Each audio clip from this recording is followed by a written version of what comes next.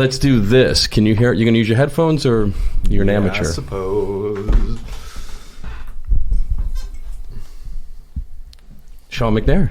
Hello. Welcome to the show. What's going on? How are you? Thank you for having me. I'm good. How are you? I'm doing good. How are you, Brad? I'm doing great. Good to see you, Shawn. It's been too long. It has been. Too long. How you been? I've been great, man. I've been just playing bass and sucking at comedy and enjoying your videos online. Oh, you. I should tell you, you should probably stay close to that if you want the people to hear what you have to say. I'm sorry. I'm not. If I don't have a guitar, I'm fucking useless. So. We should just put some overdrive on the mic and Yeah. Do you want my pedal board to be like so you have something to tap on with your feet? Yeah. I don't know. Fucking yeah. Yeah. Now, I mean, if you want me to, I can turn the level up and you could sit further back.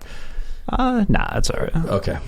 Can you hear him? Okay. Yeah. Okay. Yeah. Now we'll great. do it. Welcome to the Mink and the Monk. Sweet. That's Brad Monkell. I'm Matt Fink, and this is Shawn McNair. You're doing good. Right. Am I? Are you? No, are you? That's a question. You doing all right? In life or in In killing zombies. Let's start off proper. Right, that's a subject I can start off on. I actually haven't played zombies in a while. I've been playing Warzone 2. Oh, you said that was coming out. Mm-hmm. It's better? I don't think so, because like they changed a lot of stuff, so it's not. I don't think it's as good as Warzone. Like when we were playing, like that was. Oh, that was when you were airdropped in. That's you're Warzone. still like airdropped in this one, but it's just different. Like they switched up like the loadouts and all that stuff, and it's a lot like slower paced, which I kind of like. But I would like that too, because I was straight up getting murdered pretty. But it's also really funny to like seeing you try to. Yeah, I died a lot. I was getting better at the zombie part of it. You were. That was a lot of fun. That started to get fun, but I was spending way too much time doing it. Mm-hmm. Like you would send a text at like midnight, "Hey, we're going on," and yeah, it was screwing up 2020, baby. There's nothing going on. There was you're right. Oh, that was just shy of the pandemic, or was that in the pandemic? No, it was definitely in it. Okay, sure. so it was 2 years ago. Mm-hmm. Right. Okay. Yeah, I remember. I was rewatching that clip that you sent me like a while ago of like this podcast when you were talking to Pat. Oh yeah, about it. Yeah, and like how you were up until like 3:30 or something. And yeah. like, and I was having nightmares when I closed my eyes. Crack? What's that? You like that voice crack there? Yeah. Was it yours or mine? No, it was mine. Oh, okay. It was big time mine. Is it just the effect I have on you, or? Well, I mean, you're there with all your muscles and everything. I mean, I can't help it. Is it lighting Brad right there for him? with this haircut, man. I can't can tell you've been working out too, man. You're one to talk. Stop. I can see it. So you have creepy eyes. Brad's voice. Did you hear how it got a little deeper and smoother as he was complimenting you? It's definitely made me uncomfortable. A smooth radio voice. I see you doing the shifts on that. What station you do it on? I don't do it anymore. Oh, you don't? All right, never mind then. Fuck. But it's okay. I left of my own accord. Gotcha. It's all right. Thank you, though. Just like my wife. Thank you for She left in her Honda Accord. Oh wait, no, Brad, that's the Accord. Yeah, and we're almost in Accord. Oh yeah, the we town are. of. We're pretty Yes. close. I was going to say, dude, What? They're gonna dox you now. Yeah, yeah. There's a lot of people in Accord, definitely that are gonna. Yes, definitely. I've never fucking heard of that, and I live like a half hour away. You live in Newburgh. Mm. Yeah, it's more like 40 minutes. Don't put me that close to that town. Sure. It's not exact. We're in it. But when I'm doing 90 and a 30, Be it's careful. about a half hour. They will force you to finish middle school here if you get caught doing a 90 and a 30. Anyway, isn't that what the movie Billy Madison's about? Yes, exactly. Yeah. So let's talk about it. I met you in college. Yes. You are a fantastic guitarist. Debatable. Virtuosic ability. Recording engineer, would we put that on there? Okay. You have what looks to be a growing YouTube presence, although we could talk about some of these copyright things, which would be great to talk about, because a lot of people are having this issue and trying to put out content. And at what point are you taking money out of somebody else's pocket, or are you just doing something that's worthy of checking out and a different take on it, but still getting punished we talked about this with Dean DeMarzo and via Rick Beato talking about it when he did his series. He's awesome. I love him. Yeah, he's fantastic. But he got a strike because he took that shit to court. Right? Yeah, he went nuts with that. It's awesome. Yeah, I didn't know about the court. I heard him talk about it, but I didn't know it went. So it actually went. I think it might even been Congress or something. Like he testified in front of. Okay, or something like that. Sorry to interrupt and absolutely kill the momentum of that. No, he has what? 3 million subscribers, 2.5. It's a lot, and he puts out a lot of great content. And I didn't understand, like he put at the things that he was talking about, where they take the money from, because he's getting massive amounts of views. So anyway, we don't have to start right there. But I'm just going through the list of things that make you interesting. Zombies, very short list. Guitar. Zombies, recording, videos. I'm trying to think of what else. Anything else in your... I mean, I did see a video on your Instagram of you playing bass and sounding awesome at that too. Also drums. Drums. So that's like, I love playing drums. I'd say besides guitar, like that's... Yeah. If I had to pick one instrument, it'd definitely be drums. I just have so much fun. Drums are fun as hell. The shit out of... Yeah, I mean, that's why those are there. I'm not very good at it, but I enjoy pounding on them. Much like Brad. But your EP with Last of All that came out recently sounds awesome, and I'm definitely interested to know more about exactly what role you played and all that stuff, because you know, from the production side of things to the video editing, I know you've got a lot going on. But the production end of that, like it wasn't me doing like the producing of that. We were working with this guy, Tim Lynch. Have you heard of Tim? I know that name. I can't remember. He's at the recording company, it's called, and he does a lot of like local like Albany bands and, you know, other bands and shit like that. He's fucking awesome. I loved working with him. He's so much fun. When we were recording it was kind of a weird time because it was still like COVID going on and all that shit, so it was like so hard to, you know, schedule. Then I ended up getting COVID twice. He ended up getting COVID, so it's like, you know, that right there took out like, you know, probably 3 months of the process. Like, wow. Just, you know, and then like he had a lot of bands that were coming in that he had to reschedule around that. So I think the whole process ended up taking probably about like, I don't know, probably about a year to do like 5 songs. And, you know, 2 songs were already pretty much done that we recorded beforehand and released. But we wanted to remix them for the EP, so they kind of sounded like closer to, you know, the new songs that we were recording. And it was a really fun process, but it was so stressful, man. Oh yeah, just getting those songs done. I can tell a lot of work went into it. I think you could almost call it an album. I mean, they're long songs. They're very well written. I gotta work on not as long songs. Well, but I think that's fitting for, I mean, I guess the genre. I mean, I would also love to talk about how you identify within genre terms, but just as far as like writing the songs and planning the EP for the band, are you the main songwriter when it comes to?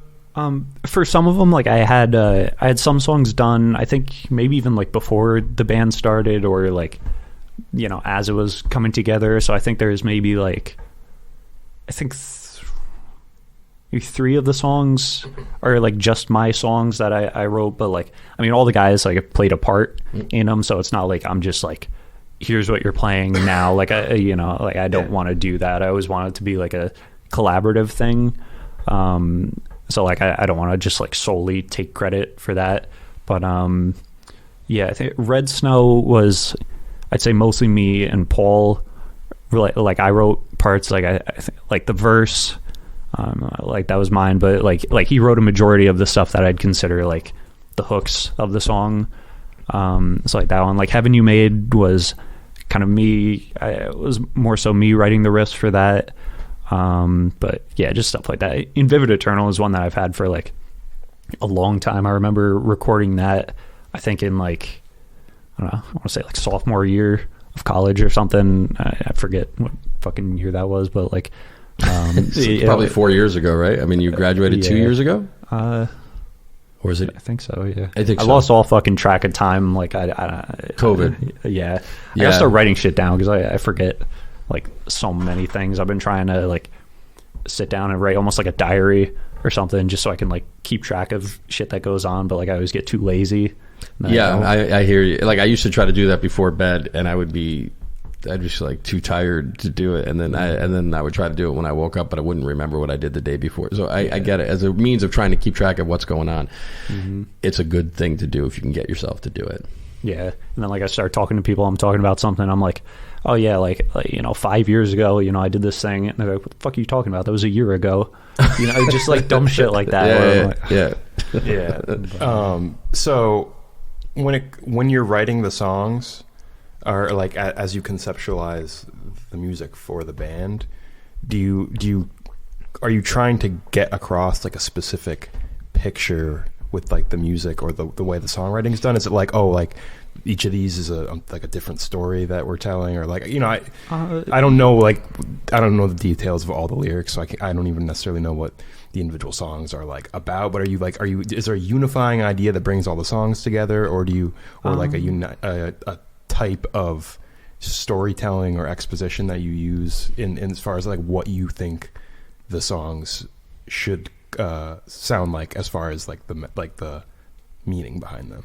As far as like the meaning, I don't think there's anything that really like totally connects everything. Like a lot of the stuff I write about sometimes is like really like personal stuff about like anxiety or like depression or some shit like that, where like In Vivid Eternal is definitely about like anxiety and stuff like that, because I've been dealing with that like pretty much as long as I can remember, like my whole life. Other songs like Forgiveness, I think, was the first song that I like really tried to write lyrics for, and like that was the first kind of like complete song that I did, and like it was just kind of like, I don't know, I think it was like about somebody like capturing people and then like murdering them, and then like you wrote the lyrics. I remember you showed me a bunch of your lyrics. Yeah, and like probably 99% of them were fucking awful, but like not awful, but heavyweight. There was no puppies and rainbows in anything that you were writing about. It was like I mean I try to write lyrics in a way where it's like not, and I've definitely shied away from like the like brutal lyrics, I guess, because like I don't like writing shit like get fucked with a knife, like I like I don't know. I mean, I save that for my personal life, and then, but for the poetry jam. Exactly. But I try to like write brutal lyrics in a way that's not brutal, I guess. I don't know if that makes sense. Well, no, I know what it's like to like music that is more brutal than you would necessarily like to express yourself. Like when I was really into punk rock, I was really into like this band Leftover Crack, and they'd be singing about like shooting cops and doing heroin, and I didn't like any of that stuff, but I liked the music. But like, so I get the sense of like us like knowing the sound you like, but not necessarily trying to go for that like crazy edgy like persona. But I don't know, do you consider yourself like a big fan of metal, or is it like a genre thing for you, or where you feel at home in like the sound that is like what you want to be your voice? Do you feel like genre terms can really help you get closer to that? I don't know, I try not to like write lyrics and stuff like thinking like oh, it's got to be metal, so it's like got to be brutal, like I just kind of write what I'm feeling and like try to I don't know, somehow fit in some rhymes in there at some point. I don't know. Like one of the songs, I think like in Forgiveness, there's like some parts about like doing drugs and shit like to cope with like the regret the dude has, and like I mean I don't do that allegedly. No, but no, you don't have regrets. Yeah, that's no, but you're like there's storytelling elements exactly, to it. Yeah, it's just like story writing and stuff. It's nothing like I guess what I'm trying to say, I guess it just depends on the song and like what I'm trying to convey. Something like In Vivid Eternal, like that's like stuff that like I really do deal with, but then like stuff like Forgiveness, it's like writing a fiction thing or something. Yeah, I don't know. Do fans pick up on that? Like has anyone ever messaged you and been like, oh, it's like I'm glad you wrote a song about anxiety, because I feel that way? Have you had any like people reach out in that way? No. I there's like been a couple of people that have like messaged and been like, oh, I'm listening to, you know, this song is really cool, you know, stuff like that. But no anxious ones. No. Yeah, no, but yeah, like a couple of like my friends have said, you know, they like the lyrics and stuff, but you know, I don't know. Well, yeah, I think like 60 people have listened to In Vivid Eternal on Spotify, so it still has the lesser than 1,000. Okay. Big time. Yeah, I'm into it. I have a lot of those. Anxiety. You want to talk about it? Yeah. Let's do it. No. Is there anything you don't want to talk about regarding that? I'm curious as to when that kind of thing started for you, because I know when that started for me was as I was transitioning out of the home, like getting when you start to realize that there's a world out there that's bigger. Oh yeah, that's just scary.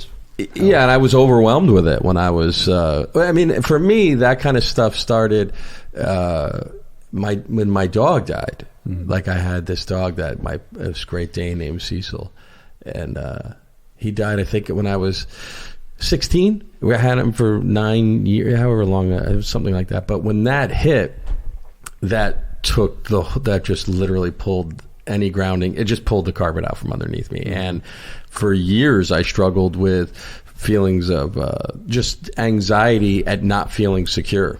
And I don't know when that started for you, but I've heard you talk about this, but I was just curious the other thing I was curious about is, do you find it worse when you have less to focus on? Because that's what happens to me when I don't have enough things to focus on. Even TV can kind of snap you out. Just reading something, anything to occupy the energy, the frenetic energy of the mind. For me, it's like once I get a thought of something like recently I've been having like heart palpitations and stuff like that. So like, but I've been to so many doctors that say like it's not a heart problem, it's like a muscle thing. But as soon as I get it, I'm like, I just had a heart palpitation. You mean skipping beats? Yeah. Okay. And then like I can't stop thinking about that. And like all day, it's just like it somehow just ends up like I have heart cancer. I don't even know if that's a fucking thing. Like, no, it's hilarious. Please laugh at me. I don't think there's heart cancer, but there could be. I don't know. I'm no doctor. No, but I've had these same. But I'd convince myself that even if I look it up on like fucking WebMD or something, which I should never do. You should never ever. If there's a condition that doesn't exist, I'll convince myself I fucking have it. Well, the internet is strict. It's like there's a few stops along the way, but if it's anything to do with health, it always ends as cancer. Yeah. You're like, oh, this is that. Oh, you have cancer. Yeah, and then somehow I end up on X videos, and like I don't know how that.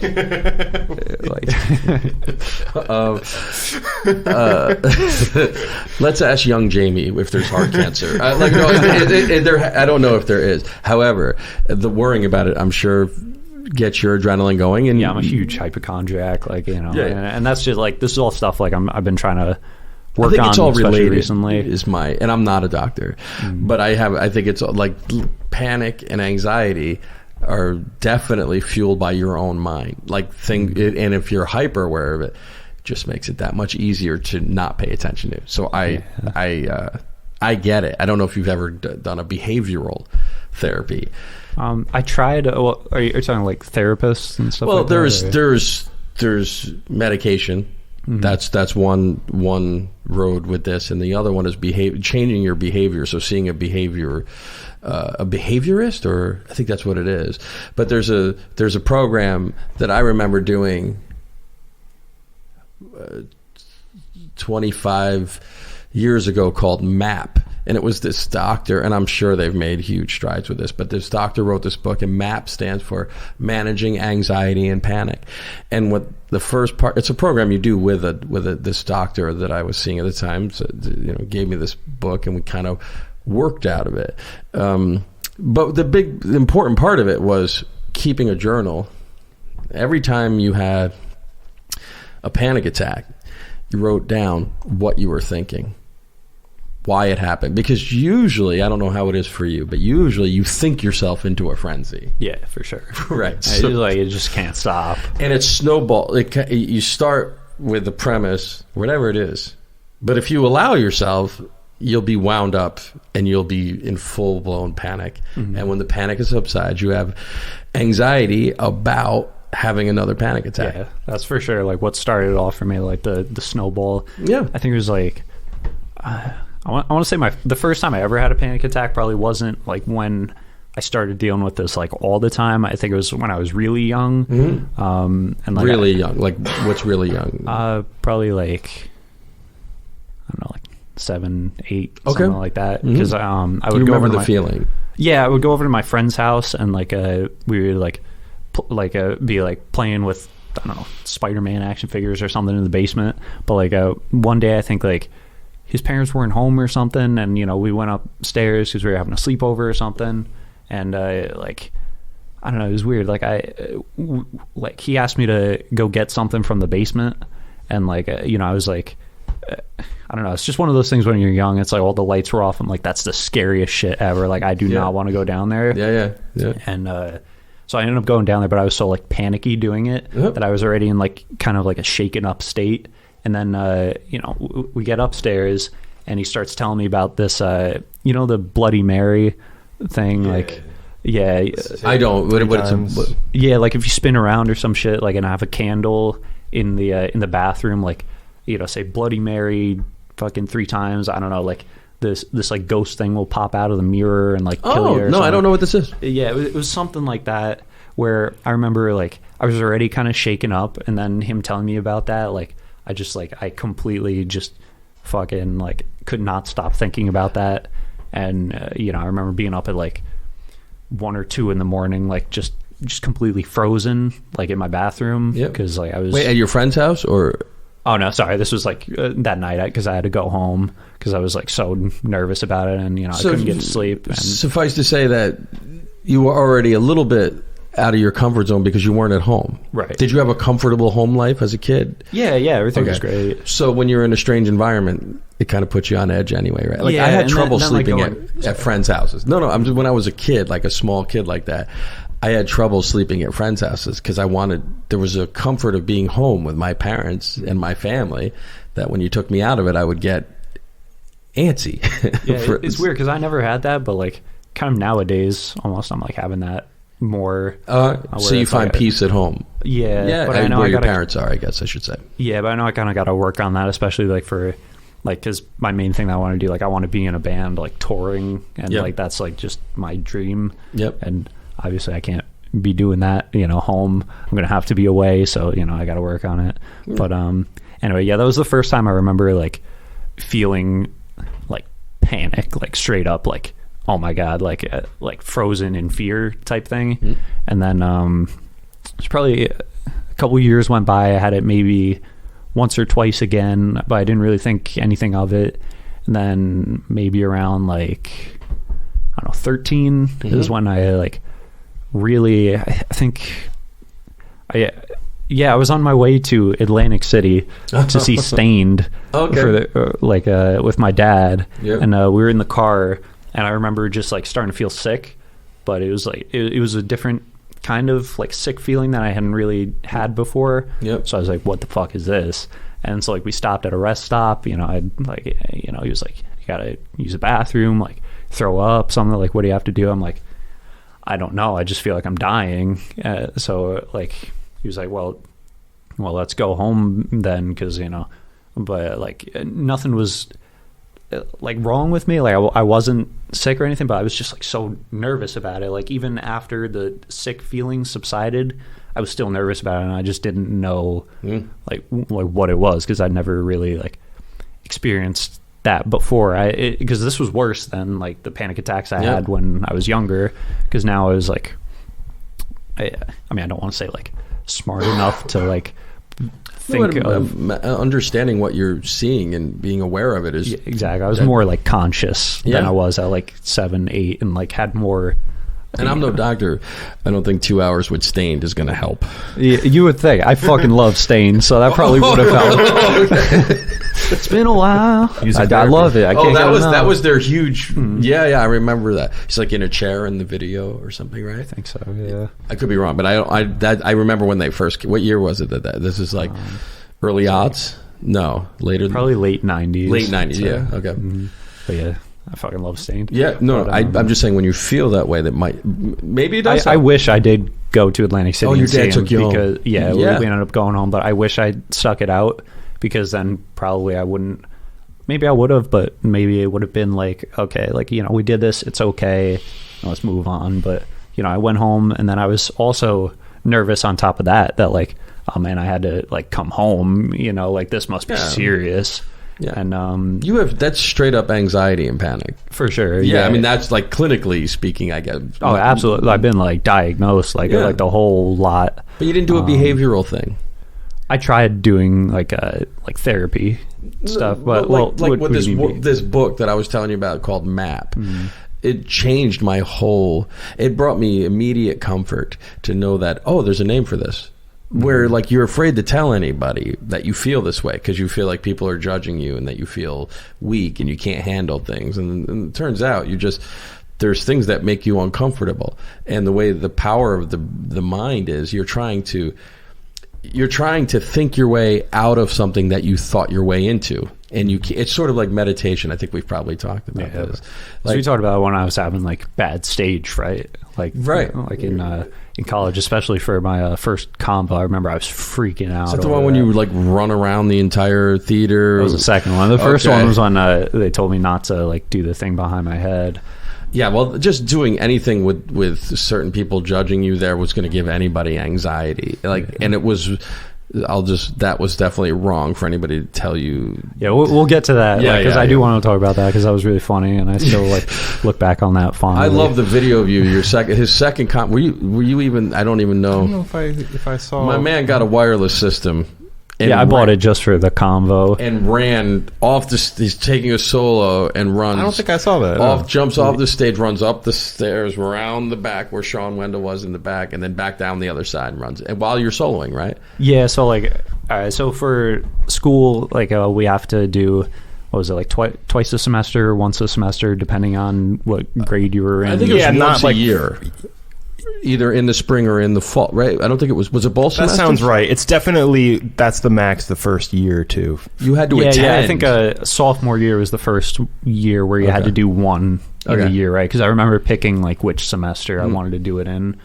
And I do want to come back to this anxiety thing. Yeah, for sure. Yeah, sorry. I keep not at all, but I'm curious, that's all. But go ahead. Yeah, of course.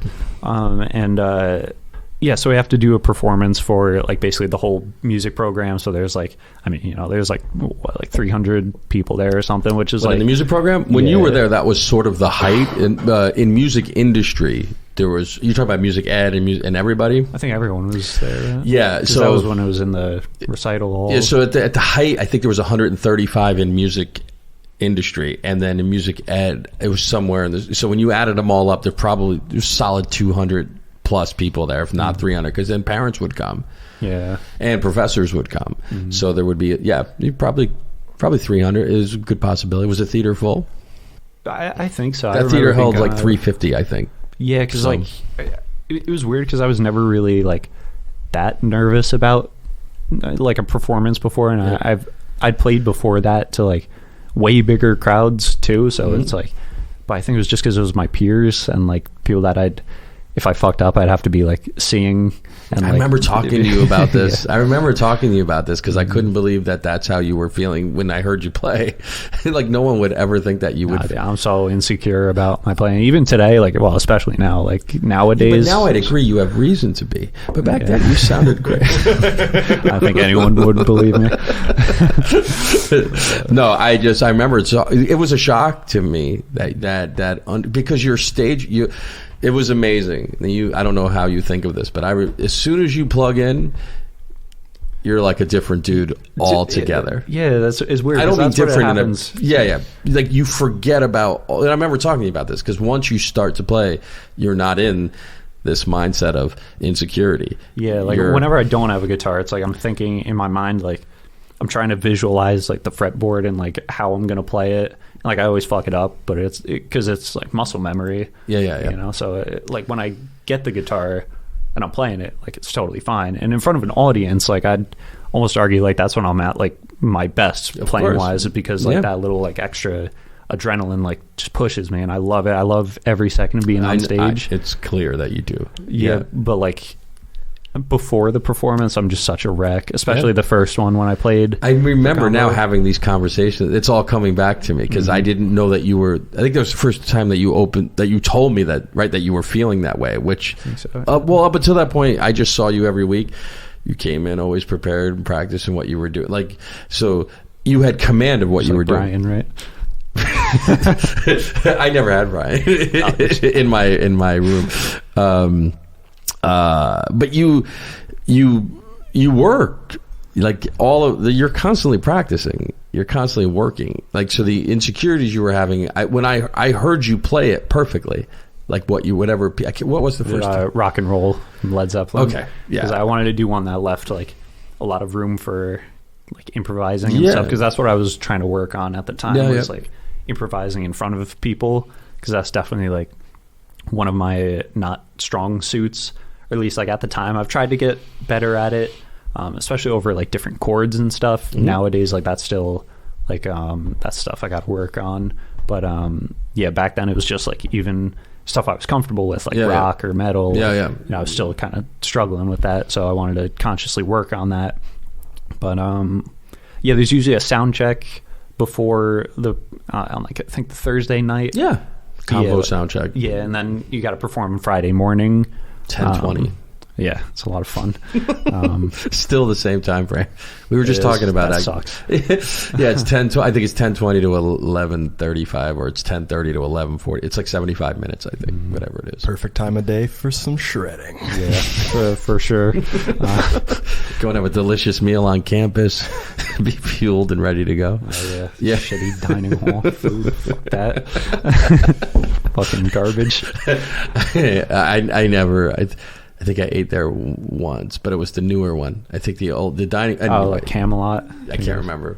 Yeah, but anyway, so there's the sound check before the convo. Yep. And Shawn Wendell, the guy who's like doing, he does like the sound for everything. Like, he's fucking awesome. I love Shawn. I love Shawn too. But when I went up to shout out Shawn Wendell.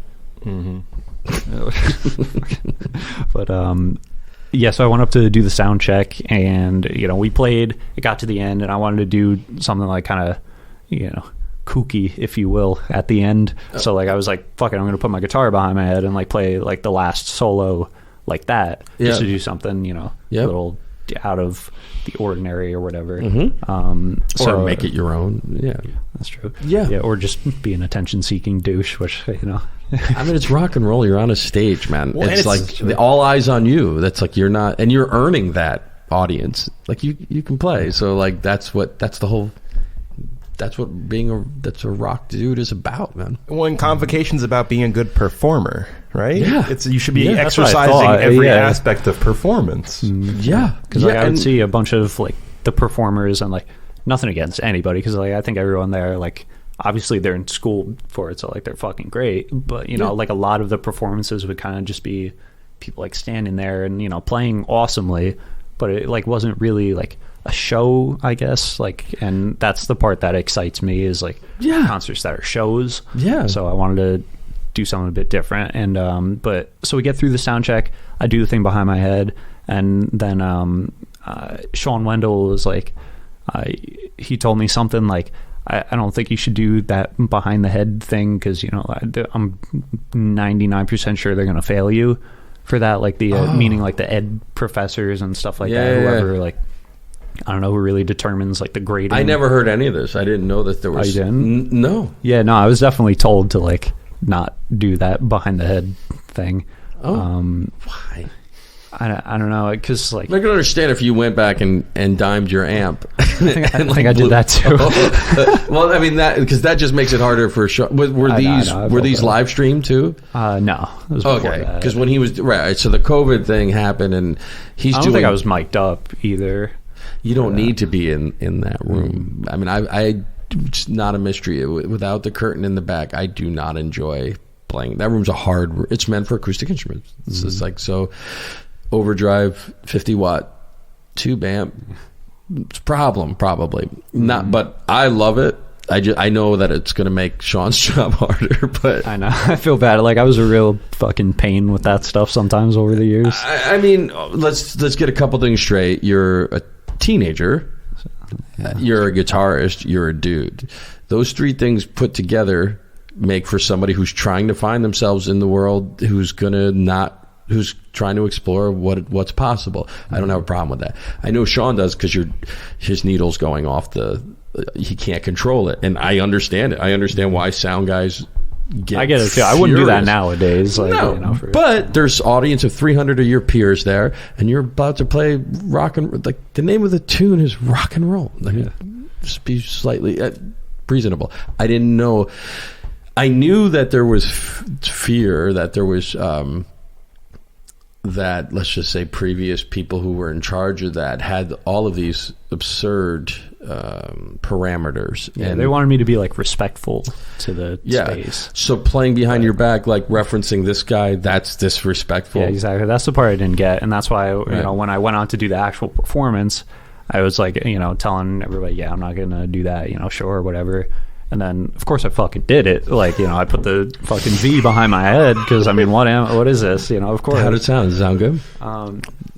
I think it was, I can't remember. I can't remember. I might not have been there, because I don't remember this performance. So I don't even remember it being a problem. I put it on my YouTube channel.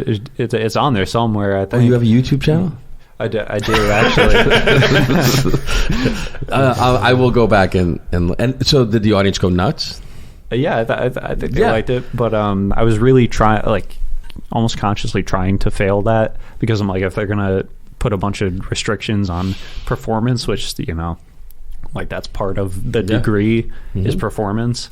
I couldn't agree with you more. Like, making a living, and if people who are willing to pay money to see you do that, then that's what you find. That's what you're doing. You're finding out what people want, and so you're throwing things at the wall and see what sticks. So I understand where Shawn was coming from, as far as he's trying to protect you, because they really did. Yeah, he wasn't the one trying to stop me from it. He was saying, like, the other professors that they straight up tried to fail before you were there. Pat Flores, are you going to say? No, did they try to fail Pat? I know he had some issues. It might not have been as, like... Oh, no. One of his issues was he should have been in honors convo.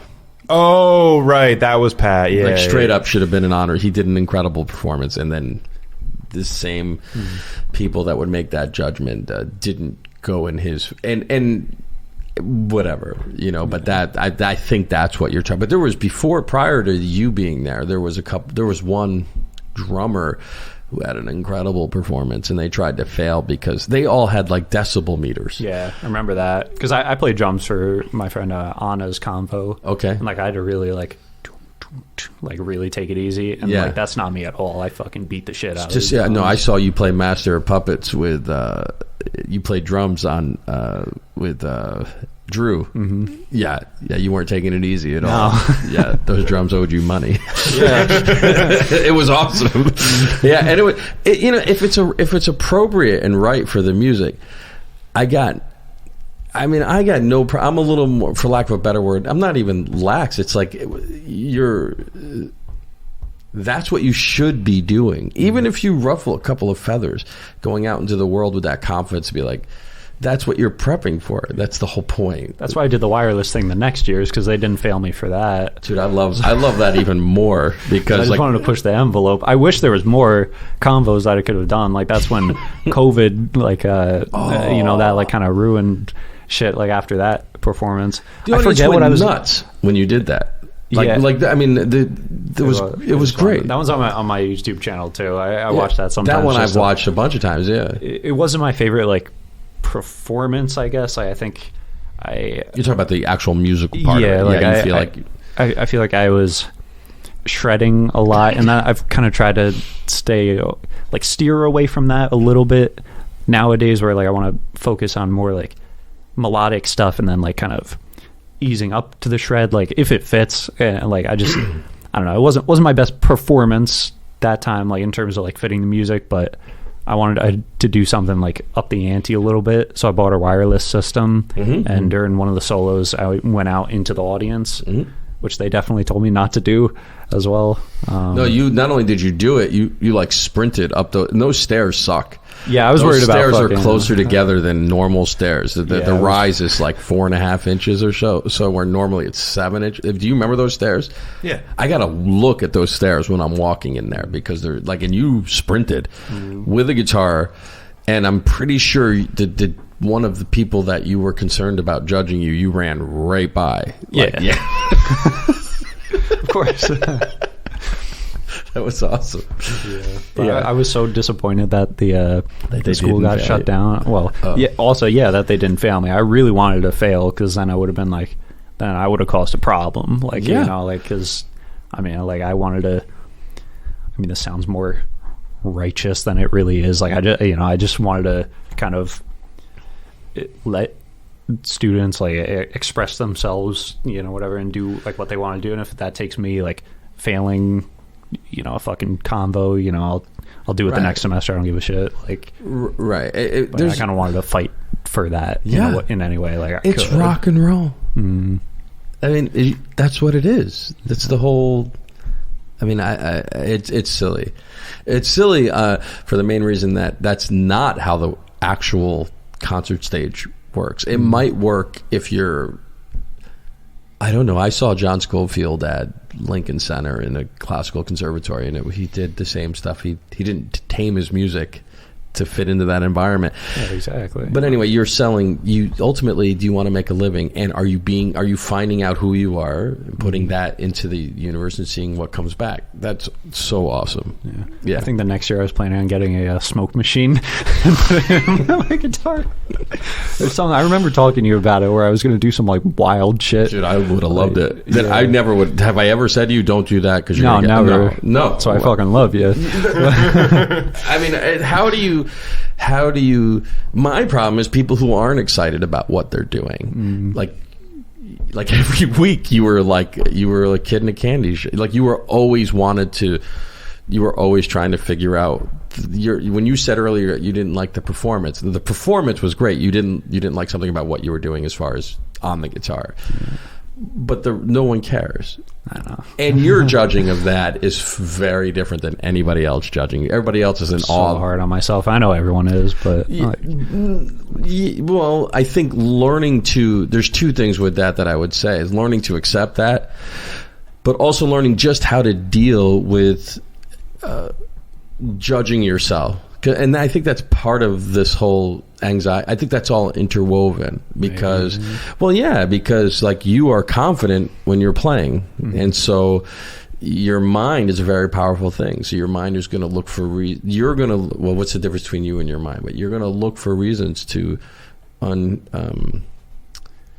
you're going to try to undermine that everywhere you can, because then that leads you to feeling anxious. So it's like a cycle.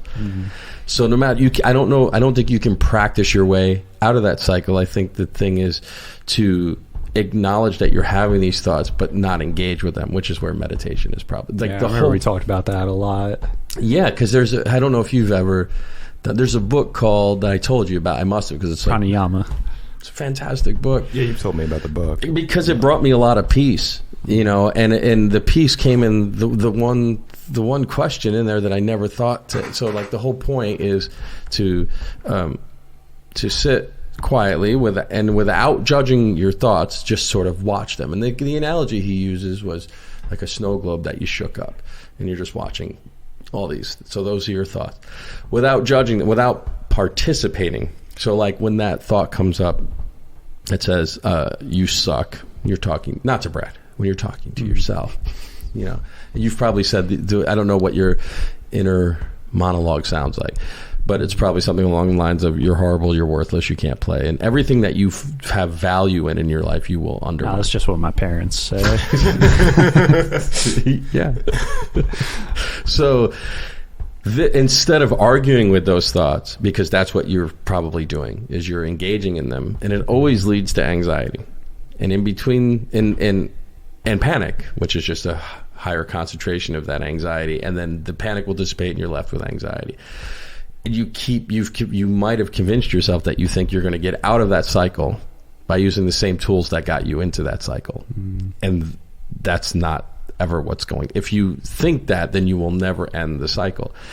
If you can watch the thoughts without judging them, this is where that book was incredible to me. Like, because it says, okay, I think it's called the witness. You're witnessing it, but you are witnessing. You're not engaging in it. You're witnessing. And as you do that, it says, the question was, so who's watching? If you're still having the thoughts, who's witnessing? Yeah. Which is to say that there's something else. There's a presence of you, that you are not your thoughts.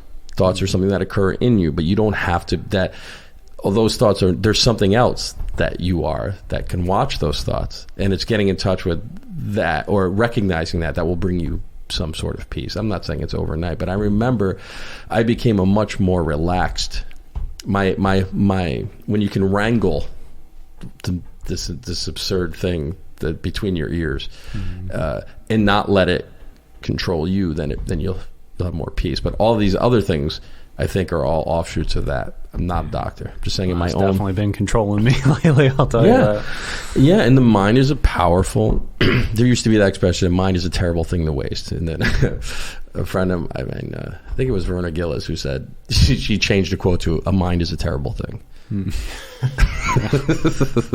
Because it has nothing to do... When you're playing, you're not doing this you're not torturing yourself, right? Like, there's peace. It's like a weird, like, out of body thing that, like, seems like that's the only time where I'm not, like, nervous about shit. Is when it's coming through you, though, right? Yeah, but you're not.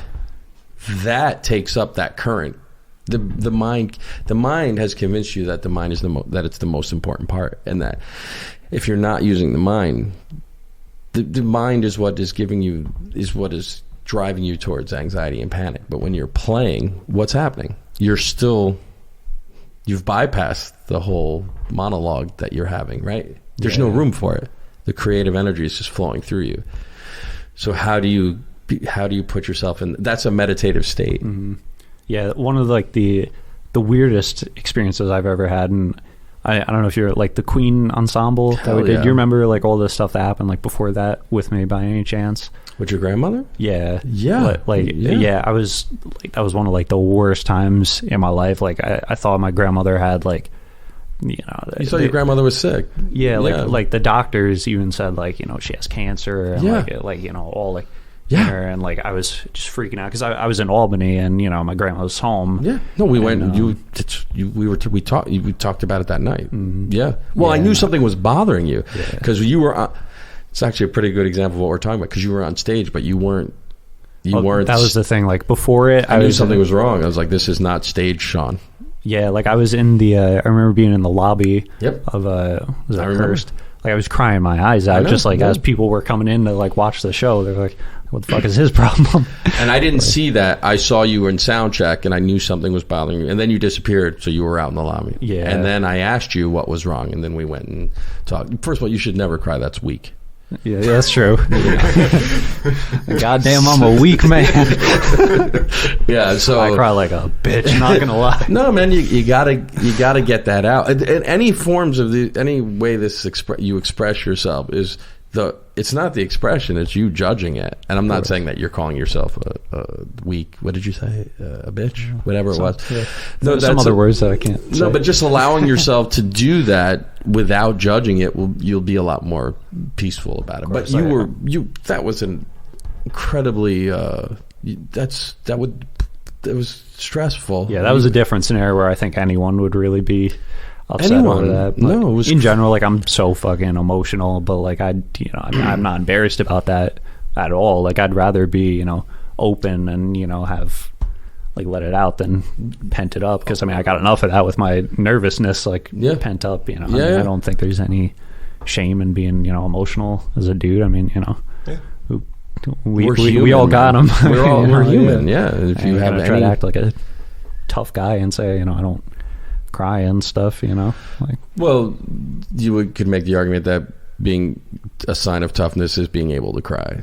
That's true. Like if it's got to get out, it's got to get out. I have certain songs. I'm definitely not a tough guy though. Well, I mean, how are we judging tough? The fact in the morning, you get up, right? You get up, you put some clothes on, you make some breakfast, you go about your day. That takes a certain amount of strength and fortitude. You could let it defeat you before you even got out of bed, and you could stay in bed all day, and you could watch Alone on Netflix, which that'll do it. But I'm saying no, you don't. You get up, you fight. You might not feel comfortable. You might not be happy with what you're doing. You might not be happy with your existing circumstances, meaning you might want more gigs, you might need more money, you might need whatever, but you still get up and you fight. You might not realize the strength in that. And sometimes you cry because life can get a little shitty, or you're born ginger. Mm-hmm. Yeah.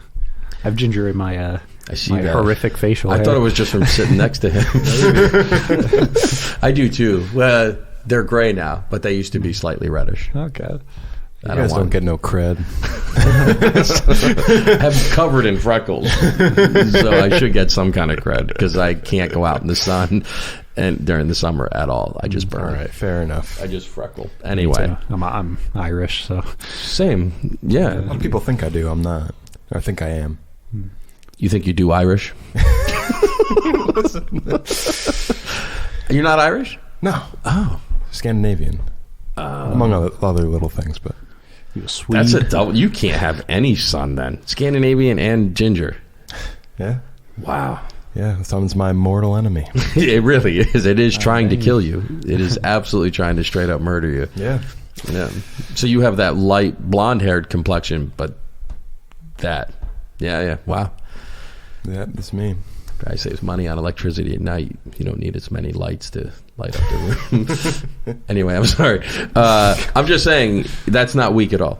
You get up, you practice, you work on things. And as an artist, you're trying to make your way in the world to survive. And you have to, a lot of people don't realize that about being a musician, is you have to create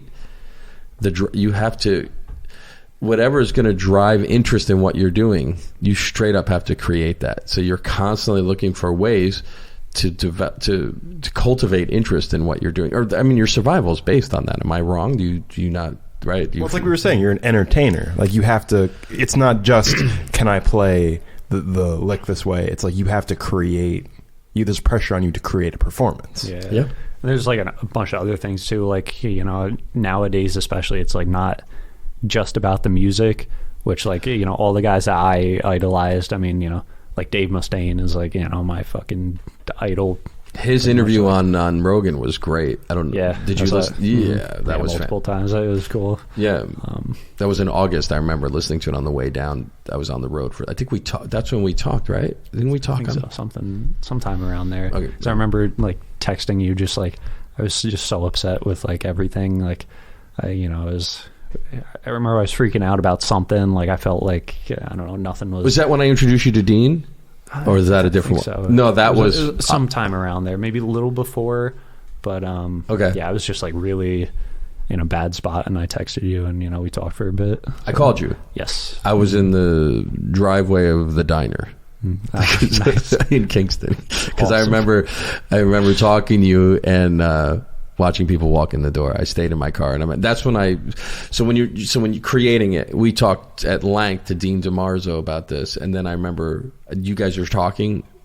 I gave you his contact because he figured out some really cool things and how to develop an audience, and I know that that's what we're talking about, how to create interest in what you're doing. Mm-hmm. And it's when you don't have that, and you don't have something occupying a very active mind.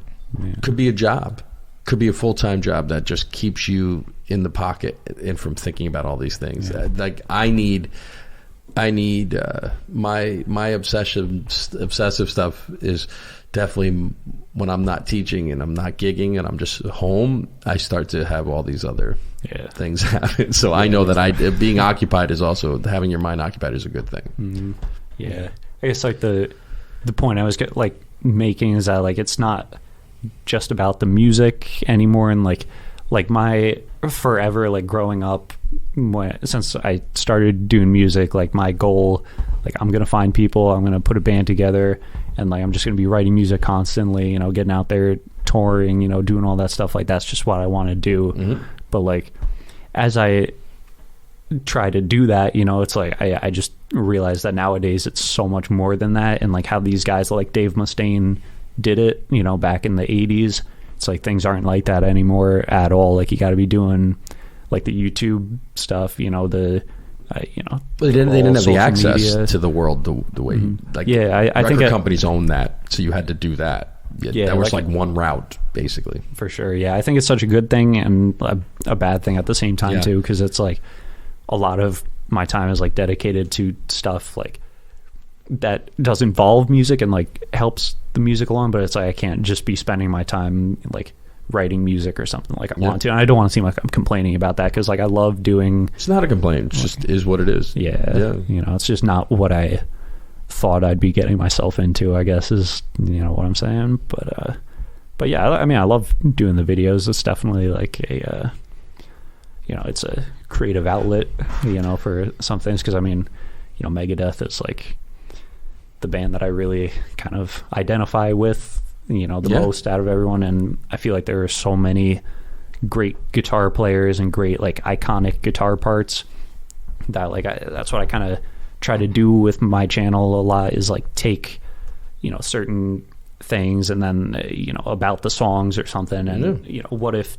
this guy did this, or like this the video on the Hangar, what was that? The Hangar 18. You did like what, 7 different solos, like 7 different dudes, right? Yeah, it was like all of the guitarists of Megadeth, like what if they soloed here, right? Was that the concept? Yeah, because they have a song Hangar 18 that's like there's like fucking like 13 solos or something on it, like something ridiculous. I didn't realize that. That's okay. But it just kind of so happened to line up with the exact amount of guitar players that Megadeth has had over the years, and I feel like Megadeth is really unique in this, in that like every guitar player they've had like has something unique about them, or like, you know, their style is so like either iconic or like distinguishable, where, you know, so I tried to play the solos of Hangar 18 like how they are, but with the style of all of the previous guitar players. I thought it was a great idea. Thanks. I thought it was very cool. And I think you got a lot of hits on that, right? Yeah, like there's been 2 videos where they've gotten articles in like Loudwire. Okay. So that was fucking awesome. And I did one a while ago where I like predicted what the new, I saw that. Yeah, that one. You took that it one from 3 different Guitar clips. World, which was fucking like incredible to see. That was in Guitar like, World? Yeah. Oh wow. Like I've been saying I'm gonna do this for like probably a year at this point, but I want to like take those and like print them out and like put them on my wall or some shit, because I'm just you should, because that should remind you that when you're finding ways of reaching people, and that obviously. What did you do? You took it from 3 different clips. Yeah, there was one so Dave Mustaine did a cameo video. Yep. Like, and it was like you know, showing someone who's like, hey, it's your birthday, like, you know, here's some of the new album, or, you know, something like that. Yeah. And he was playing like the intro to one of their songs in there. There was another one where it was like I don't know if it was leaked or if it was something, but it was like it's like a camp that he did or something, and he like showed people like a riff from there or something. And so like Indiana Jones, you sifted through this and you created what you thought the new song was going to be. Yeah. And like I saw one video of one of the riffs, which ended up being Night Stalkers. Okay. There was like a rehearsal clip floating around somewhere. So like that kind of gave me an idea what the drums might sound like. Okay. And then so I kind of tried to take that intro riff and somehow merge in with the Night Stalkers riff, and then with that other riff that ended up being Junkie from that album. But I thought maybe it, you know, it kind of worked in the context of that other riff. But I did that, and then Megadeth likes to modulate up a whole step usually for their riffs, so like I did that in it, just to kind of add like the Megadeth flair to that, I guess. And then I tried to do 2 solos in the style of Dave Mustaine and Kiko, the current guitarist.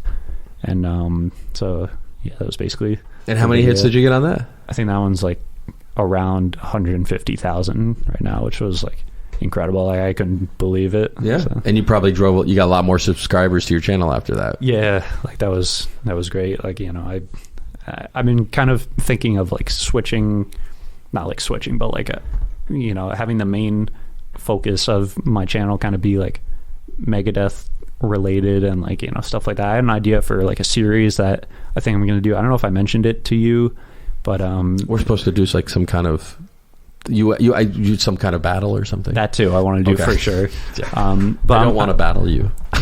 No, I don't want to fucking battle you. Are you crazy? No, I don't want to battle you.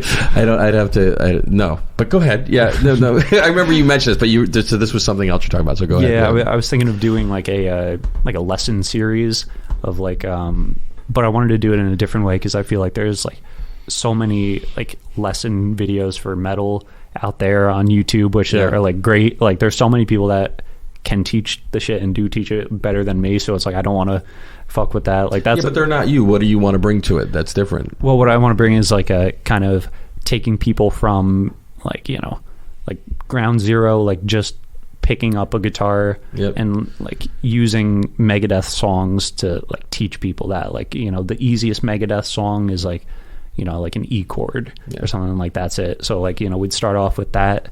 Then like the next video would be like, you know, here's how to, you know, play a power chord or something, and here's some easy Megadeth songs that use power chords. So like, you know, and just kind of, you know, I think that's smart. From there. Yeah. I don't know. I'm just trying to think of something like a little different, because that's what I wish I had. Like there were, like when I was starting out, there was a lot of videos showing you how to do the stuff, like how to do power chords and all that, but like I had to learn it from, you know, like listening to the songs or looking up tabs, which I don't do anymore because I hate tabs, and like 99% of the time they're wrong. Yeah, that's the big problem is that but you've always been a guy that has gone to the recording and learned exactly what it's supposed to be. So there's two things involved with this. One is there's a market for incredibly virtuosic players, no doubt, millions of views. But breaking it down and knowing how to instruct and how you're talking about it makes a lot of sense. It's a much more intuitive way to learn the instrument, because that's how you learned. Like when you were first learning, I don't think you just went out and bought the Mel Bay book and next thing you know you're playing. Yeah, and it's also like I don't want it to be like boring for people. Like people that like Megadeth aren't trying to play like, at least starting out, like Mary Had a Little Lamb or something to start out. So like I figure there's got to be a metal way to play that tune though. Probably Mary Had a Little Lamb of God.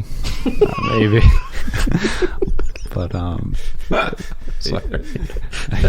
That's so funny. Sorry. Yeah. I just was listening. That's not a bad idea for a video though. I might take you up on that. The wheels on the bus go round and round the mosh pit. Man, the wheels are turning. Yeah. Maybe not take any advice from us, but because we have like 169 subscribers, but you know, but yeah, that's just you're figuring it out. That's great. That's wonderful. I love it. That's a great idea. Yeah, I just want people to have like fun learning. Because that's the way you learned. It was fun. You didn't dedicate your childhood to holding a guitar because you were trying to be the idea of discipline or any. It was fun, right? You was just natural. That's what you wanted to do. In fact, I love the picture of you with Mustaine. Oh yeah. There's like, how old are you in that? It's probably around the time when I started, probably like 13 or something. Have you ever seen that photo? It's a great photo. Just like he's I don't know. Obviously, I didn't go through a Megadeth phase when I was younger. So coming to him later is very cool. He seems like a pretty amazing human. He's awesome. Like his story is incredible.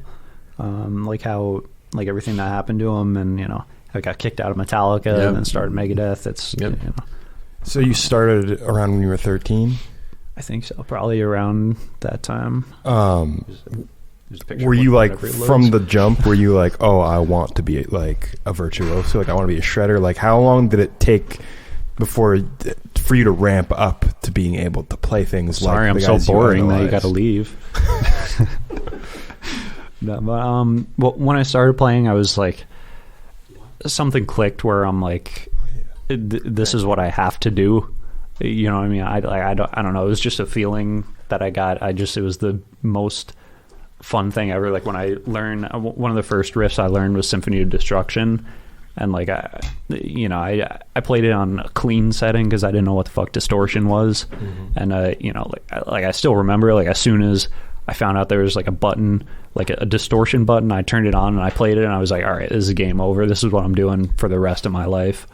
Like, it was just like that. And I ever since, it's really been same attitude I have. There hasn't been one day really where I like seriously like don't want to do this as a career. I mean, of course, like everyone has days, they doubt themselves, do whatever, but I don't know.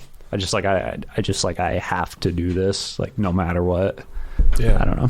Well, like, even the parts that you transcribe and make videos out of, and like the techniques that you're so steeped in, like, are scary to me now. When I was first starting to play bass, I was like, had no coordination with the music. I was really into punk, and I like was having trouble learning punk songs by ear, and thinking the best I would do was like record like and tour in a van. Like I thought I would just be like a gritty punk musician. So I mean, being able to take like these techniques as far as you did, I just can't imagine what that looks like as a 13-year-old breaking down the hardest technical stuff. But you like what did it take having someone kind of point you in the right direction of like oh, do the tapping slowly, and this is like the exercises you can do to develop these techniques? Or were you good at, from the recordings and the videos, picking out your own way to deconstruct those things? For a while, it was like just me kind of like listening to the stuff and watching shit on YouTube, like, how to do stuff. But there was definitely a lot of techniques. Like sweeping was one of them where I couldn't get that for the longest time. But I started probably like, I want to say like a year or 2 years after I started taking lessons with Steve Raleigh. I was taking lessons with him. Yep. And I think I played a gig with him once. Yeah, I love Steve. He does like village guitar lessons, I think it's called. Is he up by the New Paltz? That name sounds so familiar. I think I know. Yeah, he's an amazing jazz guitarist. So like that, I kind of learned like the fundamentals of theory and all that stuff because I wasn't interested in that when I first like started. I just wanted to fucking rock out. But then he started showing me scales, chords, and all that stuff, and then this guy, the same thing. Like just further. I remember looking at Alan Holdsworth with you. You were, which is a mind-boggling kind of thing. But anyway, sweeping. You were saying, was that something that you got from Steve, or was that something you practiced on your own? Was that your question, Brad? Or like what you were able to do intuitively was you're saying that was kind of where it started you started needing more outside help? And I imagine I guess like the outside help was more like the theory stuff and like the chords, and like I learned to like play things slow from him and then work my way up, because I always thought like I just just play it shittily fast and it's good enough. But I really like from lessons and stuff like that, I learned to play it slow and then work up to playing fast. I think you were a big advocate of that too. Like, if you can't play it from the slow, time I met you, though, fast. you had a lot of ability. So yeah, same.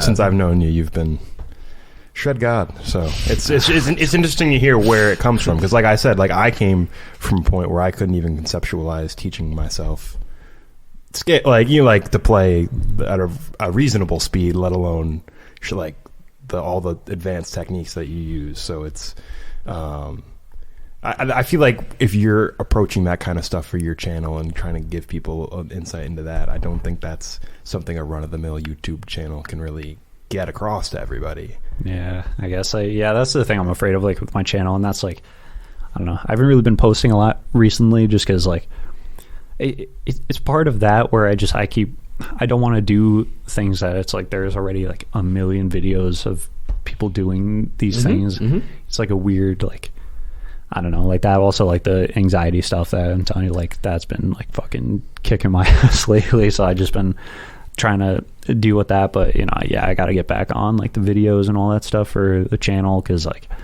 I don't know, I love doing it. It definitely takes my mind off stuff. But I think the way you're talking about it, though, is probably how you approached it, which was it was through music that you practiced music. I mean, I think I don't know if that's what you're looking for. Like, you got better at playing Megadeth because you listened to it and you took what you had and developed your tools as you were learning to play those types of things. Yeah, for sure. Like, playing the songs horrifically, but at least like somewhat getting through them, and then like going back little by little and like keep playing them and just being like, oh, this part sounds wrong. Like, I'm doing something different here. That's like, the what way, is he doing? Like, right. That, like, Wayne Krantz wrote a book called The Improviser's OS. I don't know if either one of you have ever. Do you know Wayne? I mean, yeah, a little. Wayne's he's Wayne Krantz. He's his own thing. But in his book, he says when you're practicing, record it, whatever it is. Oh yeah, that was a big thing for me. Like, when I heard shit that I recorded. That's how you get better. That's Jesus. So he would say, record it, listen back to it. And he said, most likely you're going to hate it, which is what we all do. But then he says something that I had never heard anybody else. It makes sense. You intuitively do this, but I don't know if you've put it into thought, which was, you hate it. Okay, fine. What don't you like about it? Because he said, if you can, this was some of the greatest advice I ever read. If you can figure out what you don't like about it, you can work towards making it what you do like. As long as you can, because discovering who you are is finding out what you don't like, right? Because if you can eliminate that part of it, then you can lead yourself down the path of how do I get it to what I want it to be. And that's what you're doing. Whether you're consciously doing it or not, you can't accidentally develop the ability that you have on the instrument. However, I don't think you can develop that ability if you're not hearing it. Right. That was a big thing, like, for like developing my ear for that stuff. Like, like for a while I just like, and I think that's with everyone when they're just starting out. It's like you're playing it, you think it sounds awesome, and then like, months later you go back, like, what the fuck was I hearing? Like, this shit is like so out of tune and so like just nonsense. Yeah. And like, just kind of honing that in, I think helped a lot. Yeah.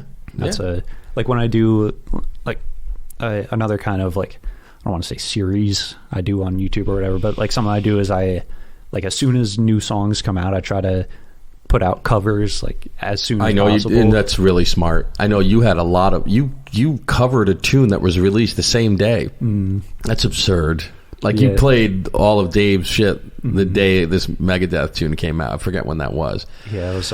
But the first 1,000 comments were like, "Damn, dude, that's been out for 6 hours. How did you do?" Like, because I try to catch people that are like looking for the song. Right, like, right. No, that just came out. That's so, really like, smart. I don't know. Yeah, but really the smart. ear is like a big thing with that, because like you could put out a cover and have it be like close to it, but like I don't want to do that. I want to put it out if it's like perfect. Like, if it's like, obviously it's not perfect, but like it's close enough where there's not like glaring mistakes. You know what I mean? Like, if I'm going to cover it, like, I want to do it right.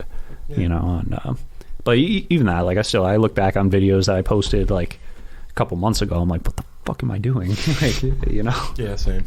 It's constantly. Anybody who's had any success on YouTube always says the same thing, or a lot of success will always just keep posting. Because that's like, if you keep waiting, it's sort of like, it's the same idea as like if you were 18 and like didn't want to play any live shows because you don't feel like you're ready yet. And the fact of the matter is, you're never going to feel like you're ready. So but you get better you can't get that experience any other way. The only way to get better playing live is to play live. Yeah. So that's the problem I have with videos too, is like, I'm such like a perfectionist, I guess, with things that like I just sometimes I post maybe like 5 videos in like 2 weeks or something like crazy like that, and then I don't post for like 3 months or something, and like it sucks, but I don't know. But in those 3 months you're probably doing other, it's hard to do, basically. It's like, and I'm doing one thing and then I feel like I'm getting better at this, like I was telling you about, like I'm playing in a pit band for Mamma Mia, like the musical, where like it's all just sheet music, and that's something I'm so not comfortable with, but like I'm learning and getting better at it, because eventually I want to try to, move someplace where I can, get session jobs, hopefully. And then maybe from that, maybe that could lead me into like getting into a, established act or something. I don't know. There's so many like just different variables for everything that I have no idea really what the fuck to do to make that happen. Trying to see what sticks. Yeah, I'm just trying everything, but at the same time, like I'm slaving away at like the learning music, doing that stuff, and then like my channel doesn't get as much attention as I would like, and it's like it's constant like tug of war that But all this new professional experience you can turn into stuff for your channel. That's true, because obviously you can cover reading at some point, like and what you thought was expected of you reading. Like I know with sight reading for guitar players is keep you up nights, and I when I was younger I learned everything by ear, and then I would dissect, I would transcribe people that I loved, or just through listening to it and kind of through osmosis of playing, practicing those things, you start to develop along the ideas of what you hear. But that, I would say that's the most important part, is how you hear it. Like I would love to be able to hear things rapid, Yngwie, alternate picking, 64th notes. I simply don't hear it that way, and so I don't have the insight into how to develop that. But when I hear George Benson, I'm like, yeah, that's what I'd love to hear shit like that. So you want to switch? I'm just saying, like, I think that's what you practice. You practice. The one part of it that has to be acknowledged is you're practicing towards what you're hearing. Like, it's a mystery to me to play like Yngwie, or to do the things that you're doing with those rapid lines and the sweep picking. But you hear it that way, and you work towards developing the ability to play what you're hearing. Is that fair? Yeah. I don't know. I'm just saying, like, without that part of it, you're building what it is you're doing, is all I'm saying. But as far as reading, I wasn't. I in my 20s, I didn't practice reading, but I had to read. So I realized that the anxiety I was having about reading, I just was like, I just took the gig, and we'll see what happens. And the pressure of, okay, when you don't know until you get on the pit band for Mamma Mia, and then you see the parts. So the worst that can happen is, I don't know what to do with this. Then you take it home. I have nightmares about that. You take it home, and you start working towards it. Like, I've done enough Broadway style things to know that, number one, that no one really throws the music at you day of. Like, you don't, that's a big fear. Like, am I going to have to play this concert having never seen it?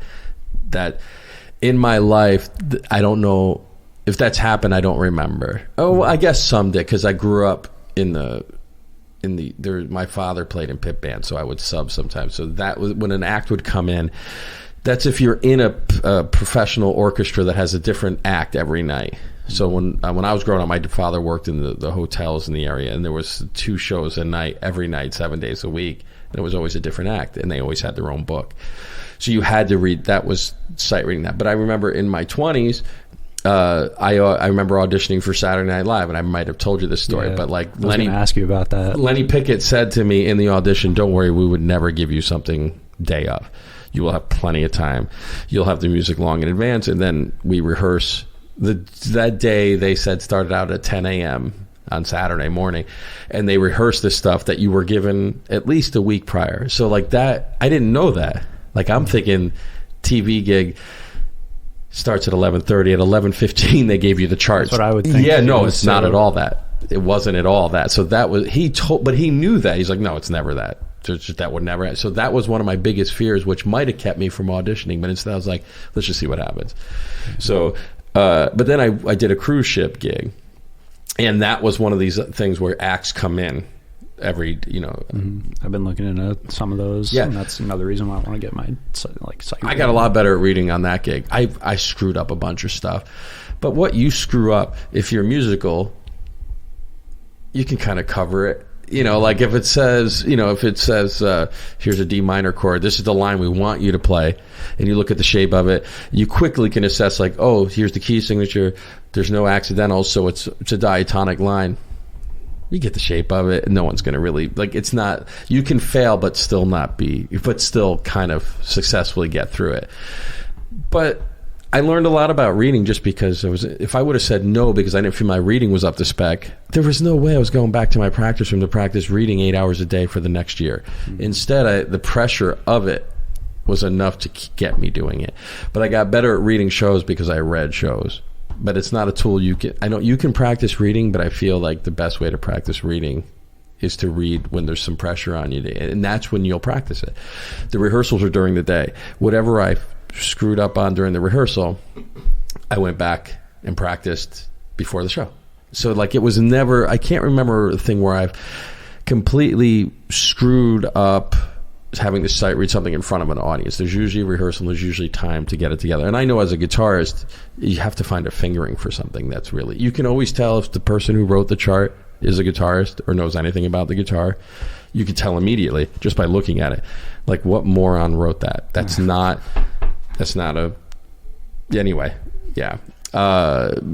So that there was just the experience of doing it that makes you better at it. So all the fear and anxiety that you have, I just take every gig you can get. Like, this is a musical. I'm sure the pressure it's like, is this a high school thing? Yeah. Yeah. So it's very low pressure, but it's like a great experience. I put a lot of pressure on because I want it to be perfect, like no matter what I do. But yeah. And then there's what your brother does on Broadway. Mm-hmm. And he'll tell you that they don't usually give you new music before the downbeat of the night. He's playing the same. If he's playing a show, that show's the same every night. Yeah. Yeah. So you get the book. I know guys who sub. You get the book long in advance. You don't just show up. And I remember when I did this traveling Broadway thing, they sent us all the tracks, and then I had to correct every chart because they updated the songs but didn't update the charts. So the road maps were all different. Like, luckily, it took me about a week of straight up work to fix all the charts. And then we did a rehearsal. I fixed them all again because there was other changes. And then we went out and did a week tour. But I screwed up a couple of things. Like, I had to transition between acoustic guitar and electric guitar, and then this other thing. You don't get the flow of it though until there's no way you can practice that. You have to just get in the fire and do it. It's a scary part to me, but I know it's scary for everyone. But it's scary until you do it and realize that as bad as you thought it could be, it's never that bad. Yeah, it's just not. Like, if worse comes to worse and you're supposed to play something and you just bail and don't play it, the show goes on. No one gives a shit. No one, the band leader might care. I had a band leader curse me out because I bailed on something. But do you think that the 1,500 guests that just stuffed their fat faces with steak and pasta and were sunburned from hanging because this was a cruise ship, and you think that's what ruined their night? Like, in the middle of playing for the Ink Spots, I bailed on one 4-bar phrase. No, everybody's going to be fine. So just keep doing what you're doing, I guess. I would demand my money back. Yeah. I bet you would. We were playing in a 12-piece orchestra with tracks, with a click track, the whole show, click. Like, we would play, and there'd be 30 singers on these tracks, and there's only 2 singers on stage, and you'd have people come up and say, "Man, the band it's amazing. The singers sound amazing." Like, yeah, they're all pre-recorded, but okay. They were like playing, like pumping in. We were playing 2 tracks. We were a 12-piece band that had the string section coming through the speakers. There was no string sections in the pit band on a cruise ship. I don't know if you've been like following like metal news or whatever, but like that's a whole. Like, what recently, that's been a whole thing. It's a 67.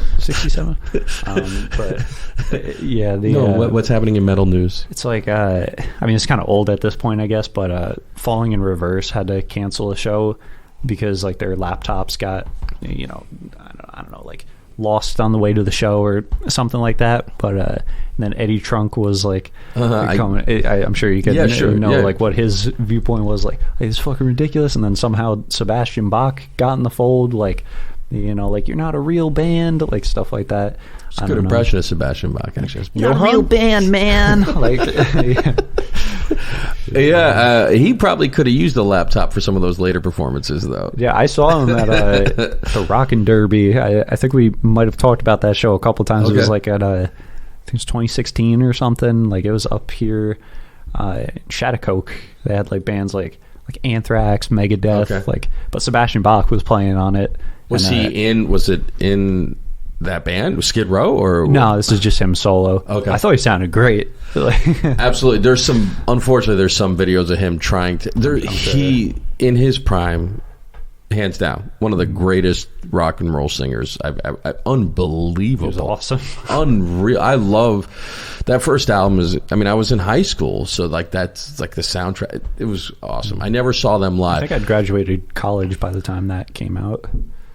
The Skid Row album, that would be 1988. Yeah, that sounds about right. Yeah, absolutely. Yeah, we're the same age as what you're saying. That makes sense. Yeah. And when you hear him sing live in that era, it's amazing. It sounds incredible. Like he's all of that. But it's hard to live hard for 30 years and then do the same thing. But I know he was doing Broadway. I never saw it, but I wanted to. I forget what show he was doing, but really? Yeah, it was like a for real Broadway, like Phantom of the Opera or one of those things. Like he was. Ask Tom, he would probably know. Oh, yeah, would know better than me. You guys are burning up all these people. You never were a Skid Row fan? Yeah, I'm unfamiliar with them. A bunch of the like bands, I hardly know any Megadeth. Like I just don't. I'm not as savvy. I don't know this. I mean, I can't hang with that. I know Greta Van Fleet though. Yeah, I love her tweets about Andrew Tate. Jesus. but do you even know what he's referring? You might have. Greta Thunberg. I don't know whatever the fuck her name is. Like, Andrew Tate. No, but actually, I don't know any. I don't really know what Greta Van Fleet is either. But so there's so much of the stuff that you're an expert in that I'm so not versed in. But I do think the listeners might appreciate two fantastic guitarists talking a little bit about our recently passed Jeff Beck as of yesterday. Yeah, no, did I text you about that? Or yeah. Yeah. It was funny. I got probably 15 or so texts with just Jeff Beck and then the crying emoji, but it was like all within 4 minutes of it actually happening. I forget who actually broke the news to me. I can't remember who. You were, but it was like all within 3 minutes. And you were part of that group. I think we were talking about something too. Like I never want to be like that guy, like the bad news guy. Like I hate that. I hate that fucking guy. Like, I love the silent, like just change your picture to the guy who died on Facebook. Change your pro, and everyone's like, "Oh, why are you posting?" Oh, like yeah. I fucking hate that. Yeah. I'm not a fan of that guy either. But I just saw Jeff Beck play, and I had sent you the picture in October, and it's a loss for the entire human. That's a terrible loss. Yeah. By the time this airs in another week or so, but it happened yesterday, and what a horrible way to. I mean, I know they said he went peacefully, but I saw him. He just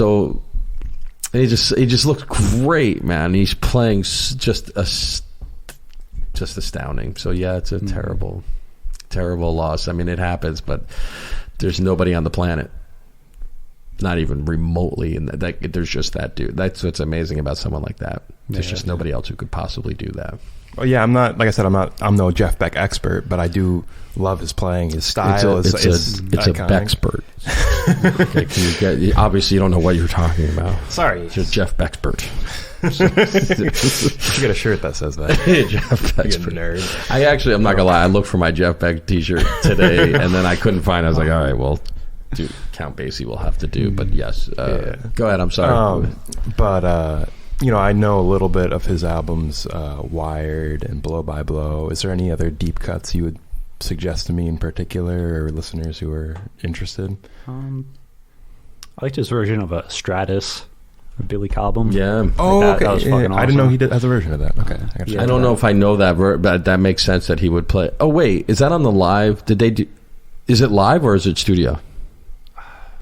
Shit, I'm actually not sure. I know I use the backing track of like his version, and like I could be completely fucking wrong and just like saying shit out of my ass. But I just can't remember if there was a live version of there was a live recording of him and the guitar. I'm just spacing on his name. Hans Zimmer. Yeah, right. No, but Hans. Wait, isn't that his name? Hans Zimmer. Wait, no, that's a direct film score. Yeah. Anyway, I sound completely ridiculous that I'm spacing on his name, but there's a lot of live versions of Stratus. Yeah. Sorry to completely interrupt. Yeah. Jan Hammer. excuse me. That's the keyboard player. There's a live record of them, a couple, I guess, but one starts out. Anyway, that's why I was asking. I love the early Jeff Beck group. Like, there's a recording, one of my favorites is just called Jeff Beck Group. It was literally recorded 50 years ago, and it's with the singer Bobby Tench. I don't know, I think that's how you pronounce his last name, and that's one of my favorite records. And it's like Glad All Over, and it's just, they're just live. I love that about Jeff Beck. It was like just the way he played, the way he sounded, and when you see him live, like that's the second time I've seen him, and there's nothing like it. It's loud and beautiful, and there's a pocket, and then the touch that he had. It's like, I haven't heard a Jeff Beck record that I didn't love. I like his stuff with Stevie Wonder too. Like, he was on a Talking Book, I think. Was he on that? I didn't know that. I know Stevie was on. He was on one of the songs on Blow by Blow, wasn't he? Well, he wrote "Cause We Ended as Lovers." That's a Stevie Wonder wrote that. Stevie Wonder wrote that. Oh shit! Okay, I did not know that. Also, I don't know the entire story, but as far as I know, Stevie wrote "Superstition" for Jeff Beck, and then Jeff Beck did record "Superstition," but Stevie, I think he wrote it for Jeff, and I know there'll be plenty of comments to tell us if I'm right or wrong. And then Stevie did a version of it and liked it too much, and I don't know if there was words over it or not, but he ended up, the rest is history. And that's a tune that changed, the way Stevie did that changed the trajectory of who he was playing for. That was all with Malcolm Cecil too. That's who we've spoken about here a bunch of times, just because he lived 30 miles that way.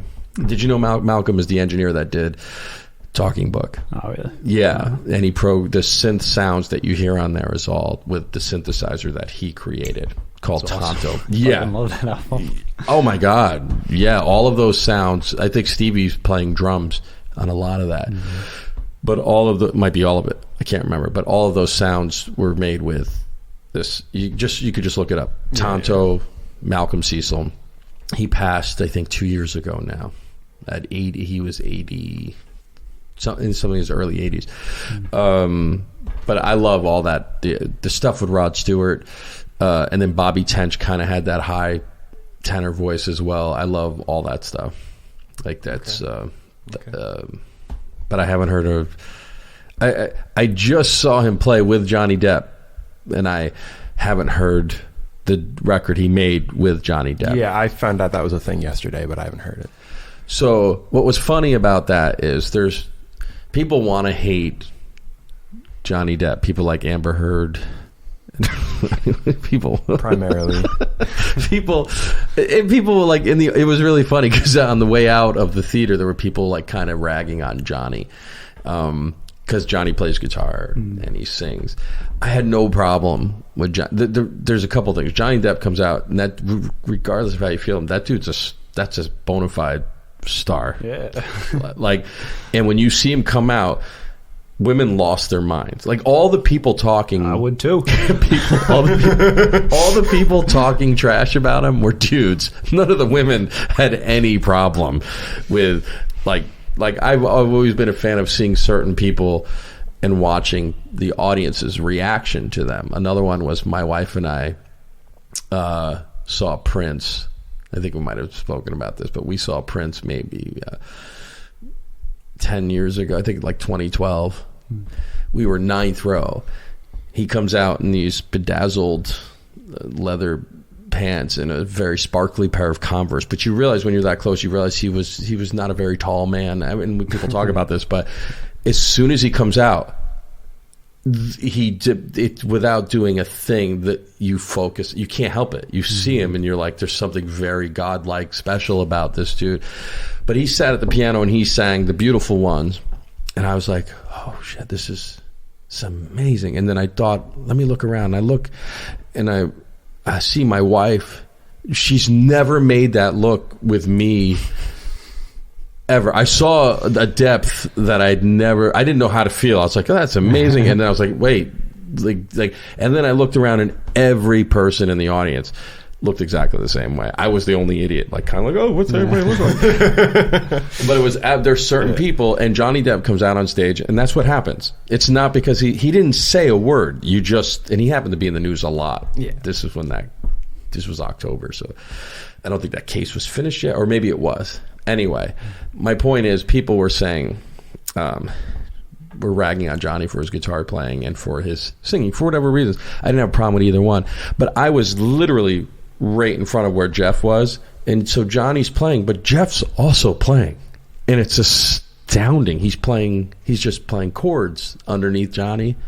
It was a revelation just to hear what he was doing, how in tune he was with everything going on the stage. And then it didn't matter. Every time he just, the whole time, anything that came out of him was absolutely magnificent and beautiful. And his energy is great. I mean, you don't think when you see Jeff Beck like, oh, he's 78. It's like he looks like he does on any other video I've seen. He just plays magnificent. So I guess my point is, there isn't anything he's ever done that I've been like, meh. Mm-hmm. It's just absolutely astounding. And there's a guy who doesn't play a ton of 64th note runs. Yeah, I mean, nowadays, especially, I'm starting to like that, playing a lot more than just like the fast stuff all the time. I mean, when I was growing up, like obviously I was like, it's the coolest shit ever, like the like just a million notes. But I had every Yngwie album. I had all the books, and I even bought videos. This is before YouTube. And the pants too. Yeah, I never went through a leather pants stage, but I had a fake Rolex. It wasn't because of Yngwie, but you have a Porsche, so that's kind of close to a Ferrari. Yeah, no, I have a Prius. Oh yeah, yeah, you missed. It's close. But there's a guy though that is straight up music, straight up melody, and everybody's drawn to him, and it's just because he's making music. But that's how you get the feeling that everything he's playing, he absolutely hears. That's the way he hears it. He doesn't even play. He wasn't even playing he hasn't played with a pick in I don't know how long, decades. That early stuff, he's using a pick, and he's also using, I believe, a Les Paul. And now, like for as long as you can, since then, it's always been a Strat and his fingers. But it's not the speed metal thing. It's not. But nobody has the chops he has. Nobody sounds. That's just who he was. So it's, I don't know if that's probably rambled more than answered a question. But there isn't anything I've heard that I didn't absolutely love. Yeah. No, I mean, I just thought it would be nice to talk about. Nice for me to get some more info because I'm no expert. No, I'm no Bexpert, but he is sick. Yeah. I don't know how much of him play. I don't know what a role he's played in. When you were growing up, if that dude was ever on your radar. Not as much as he probably should. Like I definitely should have checked out more of him growing up. But you got time. That's true. Yeah, there's plenty of time. You'll be all right. Feels like it doesn't. I feel like I'm fucking old. Then there's absolutely no hope for me at this point. What are you, like 71? Yeah. Yeah, I knew 70 was coming out of your mouth. But yeah, you've changed. Like when I first met you, it was all about this particular thing. But then I bumped into you last year, and it was all about the Beatles. Yeah. Are you still? Still, yeah, of course. I love them. Can't get enough. They were my most listened to artist. Like that stupid Spotify Wrapped shit. Like that was my number one artist, and In My Life was my number one song. And you covered that. Yeah, well, I just did like a little thing for like the anniversary of John Lennon's death. Yeah. So I just did a little of that. I do want to do a full cover of a Beatles song though, because like I wanted to get like a tux and everything for it, and like really just go all out on it because I love the Beatles so much. And which were never on your radar before. No, I always thought they sucked. But I think that was just my dad talking. Oh, your dad doesn't like the Beatles? No. Oh, it happens. Yeah. Yeah, I saw Paul McCartney. I think I told you at MetLife this past summer. Oh wow! No, you didn't tell me. One of the best shows I've ever seen. Just amazing. You know, I mean, played one of my favorite Beatles songs is Something. That's probably my favorite Beatles song. Yeah, so we did a whole like tribute to George, and you know, it was awesome. And it was Get Back that really like got me into the Beatles, because like for a while that old production style I wasn't a huge fan of.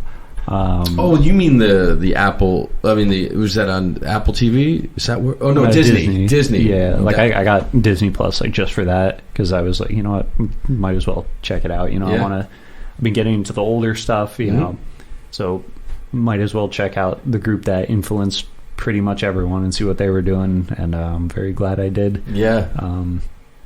So I saw that documentary. I watched the whole thing, and it was really, I listened to the Let It Be album, and I was like, all right, you know, I get it now. You know, it's really that's an amazing, yes. Yeah, that whole... I just went back and, you know, just everything. I love everything about them. So. That's great. So that's definitely getting you in touch with something different. Yeah, for sure. Yeah, that's great. Pretty wild. I never would have seen that one coming. I know, I didn't either. I always thought it would be all heavy all the time. I don't know why I did this. Like, I'm wearing fucking glasses. I saw you and I was like, yeah, that looks like a fucking good idea. That looks like a cool thing to do. Like, watch the old guy adjust his glasses. What a fucking douche I am. But, I love everything about him. And I love, like, a lot of softer music I've been getting into, like Drake. You know, I fucking love Drake, man. Rap music, I actually wrote this down because I wanted to bring it up. I fucking love rap music. You had to write that down? You wouldn't remember the whole sentence? This whole time I've been talking, I just wrote a transcript for it. You know, but yeah, I fucking love rap music. Anybody grabbing you? Drake, man. I don't know what about it, but I just fucking love it. He's sexy. He is, you know what? I ain't afraid to say it. Yeah, knock yourself out, man. Enjoy yourself. Yeah, but not like really like all kinds of music I've just been, you know, just getting into, and it's been influencing my style. Maybe not the rap so much, into the guitar playing.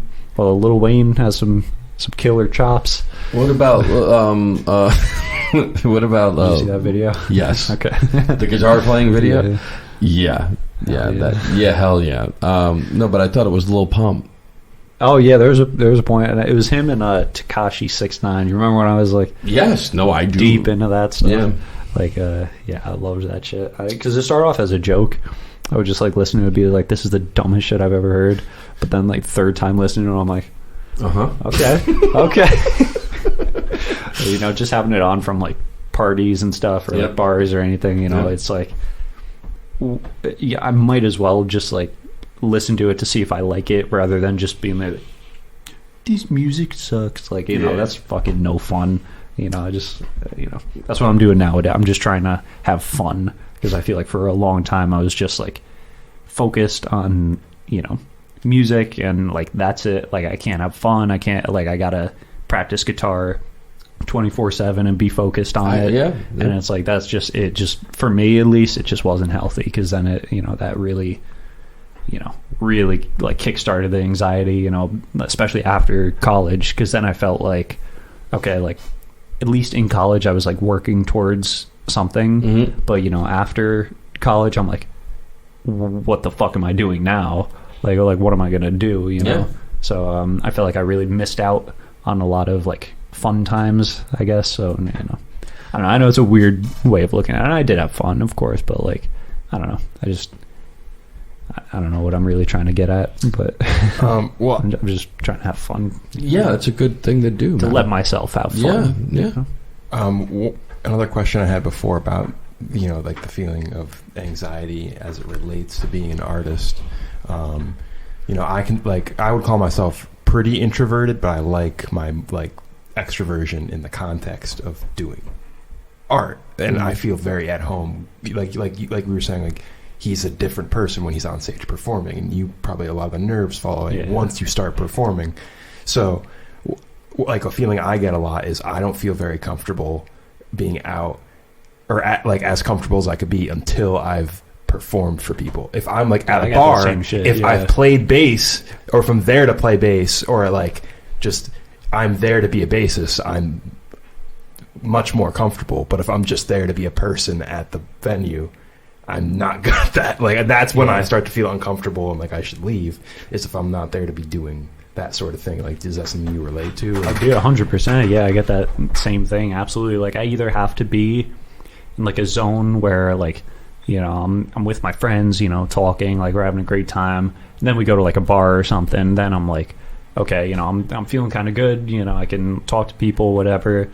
But it just depends too, because sometimes it's like, you know, I hanging out with my friends, whatever, go out, it's the same thing, and I just close up, you know. And you know, most of the time after like gigs or something, I feel like pretty good, like you know, I did the thing that gives me confidence, because you know, I know we've talked about like, you know, how guitar like is kind of, I've worked that into my confidence in such a way where it's like if I don't have a guitar, I just have no self-confidence at all.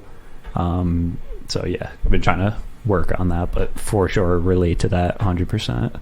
Yeah, because that's like you're saying about like you think like overthinking things before you perform, and then feeling like the nerves shedding away once you're really playing. Like that's something I relate to in music, and like trying to do like open mics for comedy. It's like I'll get so much more nerves building up to it, and then when I'm actually up doing it, I feel better, and then afterwards I'm so much more at peace, just because it's like I've shown everyone what I want to show them, and so now I don't have to act like, I don't have to try to act like a normal person. It's like I got out what I wanted to get out, and now I feel much more comfortable around people. Yeah, like, it's like you're like validated, I guess, to like be in that space and like talk to people, you know.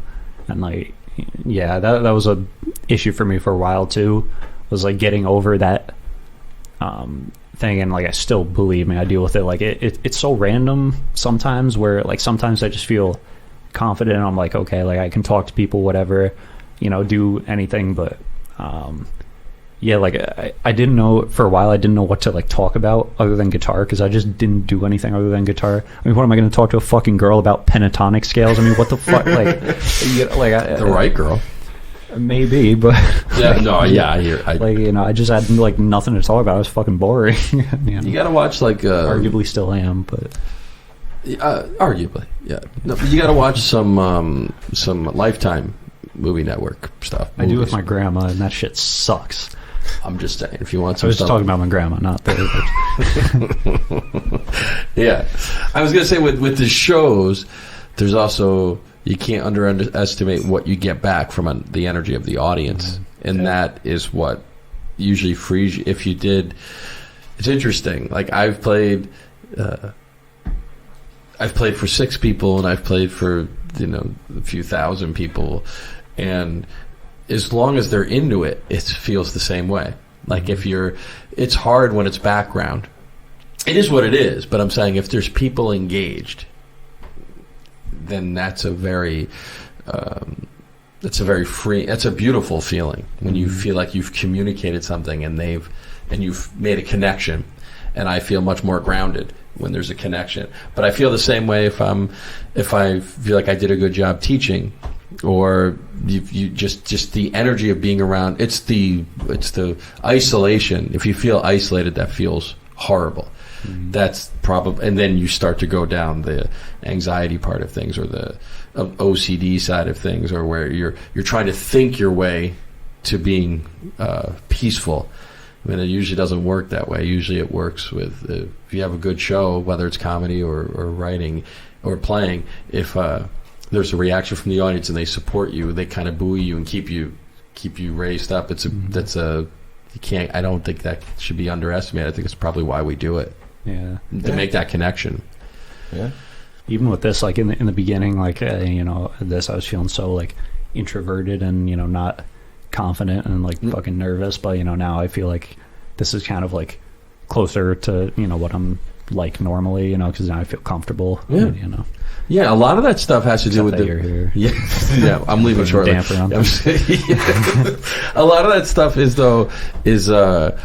is your fear of not being able to connect is far worse than your actual ability to connect. Like you walked in, we made fun of the normal people we made fun of, and we went about what we were doing, and we were like, it was immediate. You didn't have time to think, oh, this is I'm going to be introverted, I'm going to be this or that. It's the fear of those things that drives that part of it, and that's why I'm saying, like, being aware of it, that behavioral thing that I did, MAP, it helps so much to realize like all of the same. It felt different every time I had a panic attack, and every time it was a loss of control. It was the feeling of what could go wrong. If you thought about what could go wrong on a regular basis, you're never going to leave the house. Nobody would. The idea, like the things that happen to us that are possible to happen to human beings, if you went through all that on a daily basis, you will never leave the house. And then you would trip on a shoe and fall down and break your neck and die alone. That's one scenario. Anyway, I'm just saying, like the more you think about those things, the worse it's going to get, and you just don't think about them when you're free, and you're free when you have a guitar in your hand and playing your ass up. So, yeah. I don't know. Does that feel like that feels like an episode? How's that feel for you? Sure. Yeah. But no, like seriously though, it's really good to see you, man. It's been too long, and it's fucking great to see you. Like I said, since I've known you, been years. Yeah. I think. Yeah, man. Like I don't think I've seen you the whole pandemic era since I moved away from Albany originally. But seriously, dude, since I've known you, inspiring. You're virtuoso, dude. And Stop it. I second that. Great to see you. Yeah, it's great to hang out and hear what's going on. You want to pitch anything? I know you have your YouTube channel. Oh my god, a pants tent. I get it. Yeah. What's your channel? My channel is Shawn McNair, spelled the correct way. SHAWN, baby. I know you have. I have 3 different Shawns in my 3. They're all spelled completely. I have all of them in my phone. It's so fun. I have an SHAUN. Yeah, that's disgusting. One of my best friends growing up was SEAN. I had another kid SHAUN in my class. Yeah, he was a fucking loser. It's great, man. I feel like you're really supporting everybody and their ability to find their way in this world. Yeah. You want to encourage him to change his name, right? You should. You know what? Spell it right or don't spell it at all. That's right. Yeah. So Shawn McNair, spelled the correct way. Yes. McNair. Yep. What else? You pitching anything else? You gonna be doing lessons on there? Yeah, I'll probably start doing more of that stuff. At least like lesson videos. But yeah, stuff like that. Are you going to try to tie into Patreon, or is it like OnlyFans? Which one are you doing? I'm leaning more towards the latter. Yep. But yeah, no, maybe Patreon. I actually had a couple people say that I should. You absolutely should. Yeah. Yep. That seems to be the model, especially with lessons. You create one, and then there's people who you'll find. Like that's what's going to be, I think, will really support you as well. And I don't mean financially, but I just mean to feel like you're making that connection. Like as soon as you do this series, which I think is a great idea of leveling Megadeth tunes for styles, because most people, like this is what I was going to say earlier, when you have someone like a virtuoso that gets millions of hits, most people are trying to figure out like, what do I do to sound like that? I guess you just practice this, and it's like that's the through music when you realize like that you can help people get to what they want to get. A lot of people want to do these types of things. Like you can't start out playing like Yngwie or Dave Mustaine. It takes time. So doing it that way, where they're still playing music of their heroes, but leveling it so that they can get to it at an early stages and help them train themselves to get better, but having fun, I think that's a great model. And people will pay you through Patreon for, like, you could do either a group lesson or make available the documents that go along with the lesson, and that's a great model. I see a lot of people doing that. You'll feel good too. You'll feel connected, just like you feel like on a stage. You'll feel connected. I don't know how many if you have students now. No. So when that happens, you'll see it's the same exact feeling, especially when they're like, "Thank you, this has been so great. This has helped me." Like you'll feel like a connection to another human, and that's priceless. Do you feel connected to me? Not really, but I have Brad. You'll make a connection on OnlyFans, but it's different. That's right. Lord knows. Anyway, this has been wonderful. It's great to see you. Great to chat. This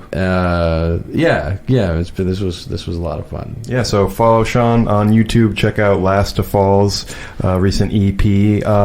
Like the video, comment on it, and subscribe to our YouTube channel, please. Right, the Mink and the Monk. For God's sake. But this has been fun. This has been a lot of fun. Yeah. Till the next time. Yep. Let's get That's on the episode. Call of Duty. Call of Duty. Yeah, if I have any more coffee, there'll be a Call of Duty. Yeah, my head hurts. I don't know if it's the headphones or the coffee. I'm buzzing, but It's probably a little both. But yes, we'll have to kill some zombies. all right. Is that I'll it? hold you to that. It's so hard. It's so much anxiety. When you close your eyes and you see them coming at you, it's like that. I knew I played too much.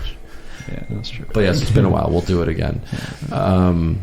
Cool. Keep us posted on things. Are we out? Sweet. Yep, that's the episode. Cool.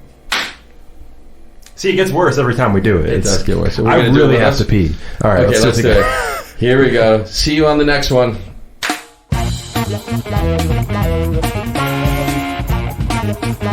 Thank you.